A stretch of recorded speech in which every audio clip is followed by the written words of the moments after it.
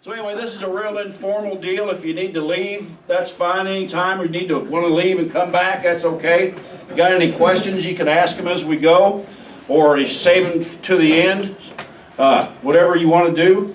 And I sure don't claim to be any expert on stream fishing, which is what we're going to talk about today. I've just been doing it for quite a few years and know a few things that I'll share with you that have worked for me over the years, to maybe that you could give it a try. Or if you haven't been fishing on our Ozark streams, they're just lovely places to fish. There's all kinds of ways to fish on our streams. As you well know, you can wade fish, just wade along the bank or turn lights on in the water. And thank you. And I like to fish out of a boat.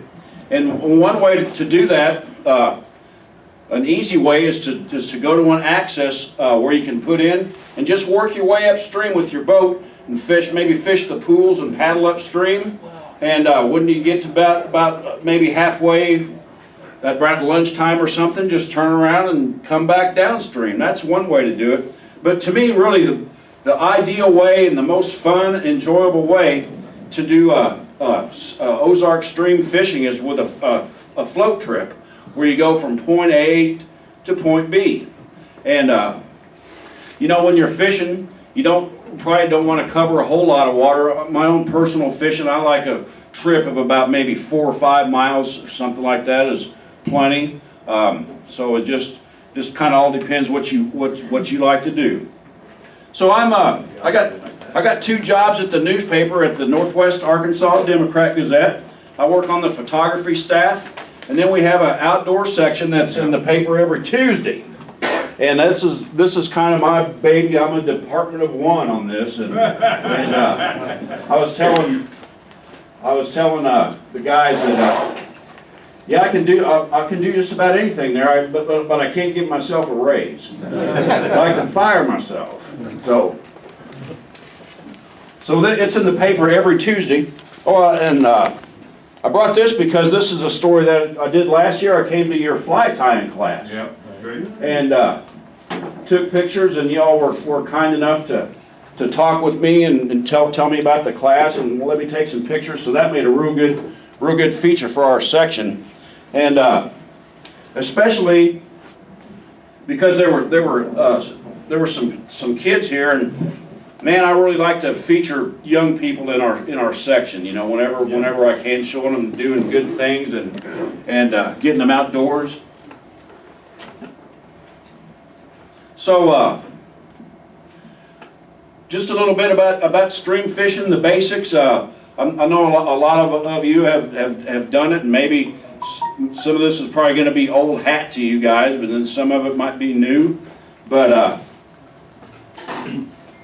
what we're going to do, I'll talk just a little bit here, maybe just about some real basic stuff, and then I want to talk about some of the different streams that we have around here in our area. So you're going to go stream fishing, and if you're like my buddy Russ Tonkinson, who's I thought might be here today, if you got 100 fishing rods in your garage like he does, you probably got a good selection.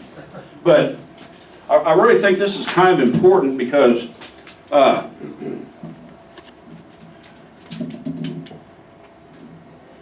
for stream fishing, we're talking mainly about catching smallmouth bass. And you kind of want to have a rod that's got some got some backbone where you can set the hook, because if you got like this rod here, to me that's a little too whippy. And I got a friend that I fish with some, and he misses a lot of fish because I think his rod is just a little bit too whippy.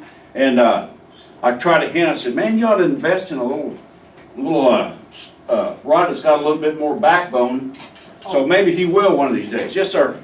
So I fish with guys that fish with those type of rods. They only fish with them because it makes the fish look bigger when they catch it. Oh yeah. But this one has a little more backbone. This is my kind of standard rod for stream fishing on our Ozark streams. But if really whatever rod you've got it'll work. There's one friend of ours went on a float trip with us, and he kind of went at the spur of the moment, and all he had was like a catfish rod. And I mean, it had like some probably 20-pound test 10-year-old line, and he caught just as many fish as anybody. And so speaking of line, you know, there's all kinds of different line nowadays. I really like to use 6-pound test, low vis green color, and I've really found this P line to be really good. I mean, this is a 6-pound test, and I mean, it's so strong you could practically winch a piano off the bottom of the creek before it would break. I have. He has. And so where do you go stream fishing around here? Well, you all living in Bella Vista are lucky that right up the highway at Elk River is one of the best smallmouth streams in the Ozarks, and it's just right up the highway. And I've also heard, never done it myself, but you can have some good fishing just wading the Little Sugar Creek through the Bella Vista golf courses here.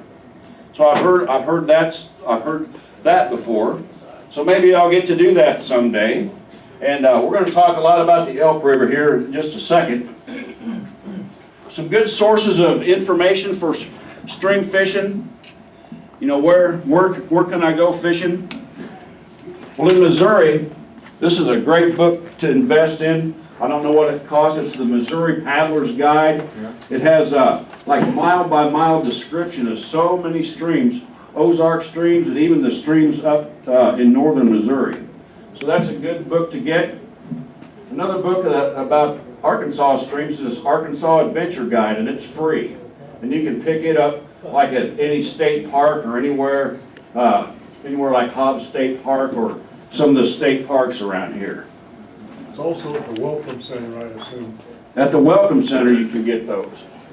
Yeah. So we're really blessed with a lot of different streams that are right close to home. And one thing I really like about living around here is if you like the outdoors, if you like fishing, canoeing, hunting, camping, and that kind of thing, there's enough to do within 2 hours of your front door to last you your whole life. And that's to me one big attraction of our area here. So since the Elk River is so close, we'll go ahead and talk about that. And here's a nice picture of the Elk River. There's a lot of outfitters up there. If you don't have your own boat, you can just go up there and just show them the money and they'll do everything you need. I mean, they'll have a canoe or kayak for you, pick you up at the end. It's a real reasonable cost, I think, and it's just a great way to spend the day. A really good float is we usually start at Big Elk Camp, which is one of the outfitters up there. We usually start there and we float. It's about a probably 7 or 8 mile float down to there's a railroad trestle, and one of their takeouts is just a little ways down from that, and that's a real good float trip. It's like any fishing. I mean, you can go up there in May and June in the prime time, and you might catch 50 smallmouth bass. But it's like you might go up there another time and maybe not catch that many. But one thing about stream fishing is you always catch fish. I don't think I can remember ever being on a stream fishing trip where I didn't at least catch some fish. So that's kind of a treat, because you know I live on Beaver Lake, and I go out there and like this winter I got skunked like 4 times in a row back when the water was real cold. So anyway, this is a really nice picture of the Elk River. Go ahead, Ed. Ed's going to be my picture man here. So, whoop. That's the last picture. How much for that guy? Yeah, that's fiery. I think we should. But the Elk River, boy, the water's real nice and clear. There's all kinds of fish structure and all kinds of fish, good fish habitat there. Had a few rocks on it. Yeah. Might mention the limits too. Yeah, that's another thing about regulations. For smallmouth fishing, the regulations are so different on every stream. So you just really need to be cognizant of that. But really, mostly when my friends and I go float fishing and catching smallmouths, we let everything go. But if you do want to keep some fish, a lot of the My phone. is it on? No. What did you do, Mike? Testing 1, 2. Nope. Well, I can be loud. Bang on the mic. How about the I battery? don't hear anything. Sorry. That's okay. So anyway, this is one of the most incredible fish catching scenes that I've ever seen. This is your friend and mine, Russ Tonkinson, who I'm sure that you all know. And we fish the Elk River together at least a few times a year. So we're going downstream and Russ is casting a whopper plopper. Really good topwater lure for stream fishing. So Russ throws his lure over there, and it's back. There's a log between him and our canoe, and all of a sudden this big smallmouth comes up and just whacks that whopper plopper. Russ has got that really nice fish on, but he can't get it because that log's there. So he jumps out of the canoe. Can you move? Yeah. There we go. So he jumps out of the canoe, goes over here, crawls up to that log there, and he's fighting that fish. Next. And he catches a really nice smallmouth bass. So we can give Russ a big hand for that. Russ is an excellent stream fisherman, so later on during the spring, if you have any questions, why, he'd be glad to help you out or make something up that sounds true. Okay, next picture. They've done a lot of really nice habitat work on the Elk River. This is one section that the Nature Conservancy did. They fixed up this whole bank was just a big eroded dirt bank, and every time there was a flood there would just be tons of sediment going into the Elk River. Well, the Nature Conservancy went in there and they did a lot of planting, and then instead of having a big steep bank like that, they made it more gradual, and they did a lot of planting of vegetation along there.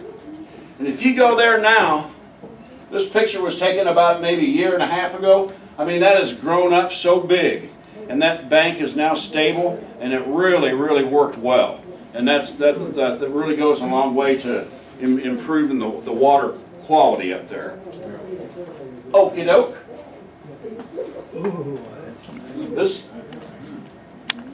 The whole Elk River system is just an excellent fishery. The Elk River is really good. Big Sugar is an excellent creek. I've only fished on Little Sugar a couple times, but had some decent days. Then there's Indian Creek up north, and that's another great fishing river. But here's a nice smallmouth out of Big Sugar, and we like to float. There's a bridge called Cragg-O-Lee Bridge, and if you go with Big Elk Camp and have them do your shuttle or rent a canoe from them, they can put you in there, and it's about a 4-mile float back to their place. But you can catch some really nice smallmouth bass on Big Sugar, and all the water is just so nice and clear. It's just a great little stream. Okay, another picture of Big Sugar. Just boy, there's just a float fishing trip. You know, it's just so nice just to drift downstream. Even if it's almost like if you catch some fish, it's a bonus. But you usually do. Okay. Like I said, we always catch and release smallmouth. I can't remember the last time I ever kept one, so we really usually don't have to worry about that because we usually just let everything go. Okay. But in Big Sugar and the Elk, there's a lot a lot of habitat like this log and root wad. If you cast fish behind, like downstream from those root wads, there's usually a nice smallmouth laying in there. And if he's in the mood, maybe he'll bite your lure. Okay? Okay, there's this is Indian Creek, which I was mentioning about, is up farther north. That's another tributary of the Elk. Nice clear water, a lot of rock, great fishing. Great place just to go float or fish or kind of whatever you want to do there. Okay. Another picture of Indian Creek. Indian Creek's a little narrower than the Elk River, but it's plenty doable, and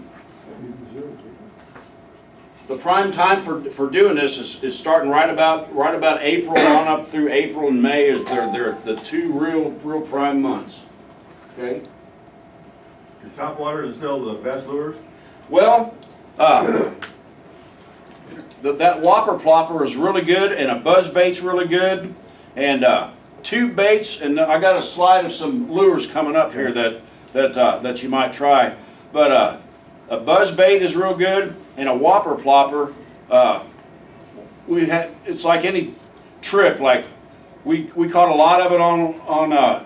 Seemed like it was in the fall we did best with that, whereas in the spring we didn't do so well.